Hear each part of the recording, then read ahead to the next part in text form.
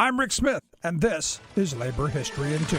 On this day in labor history, the year was 1955. That was the day Teamsters organizer, 28-year-old William Grami, was kidnapped and beaten. Grami had arrived in Sebastopol, California to help organize about 350 workers in local canneries, drying plants, and fruit sheds. The Teamsters had been on campaign footing for months in an attempt to win union recognition, higher wages, better working conditions, and benefits. They had lost a union representation election the previous fall after Sebastapol Apple Growers moved quickly to lay off union supporters. By January, cannery workers at Oscar Hall & Sons voted for union representation. The workers at Barlow Company would vote against the union just 2 months later. But by early August, the strike wave hit. Workers walked off the job at the Sebastopol Cooperative Cannery. More at 7 other area canneries joined them on strike in the days that followed. Grami would later testify that he had heard reports weeks earlier of a grower threatening to have him killed within 3 hours should any strike actually take place. During the strike that would ultimately prove victorious, 3 men kidnapped Grami outside the union's hall. He was driven along a rural road, tied to a pole, gagged, and beaten with a bicycle chain. Left for dead, he was found the next day and hospitalized immediately. But the union and the strikers remained undeterred. Before the strike was over, scab trucks attempting to haul apples to market were vandalized and burned, and scab drivers were beaten. 8 months later, the apple industry finally came to the negotiating table. By May of 1956,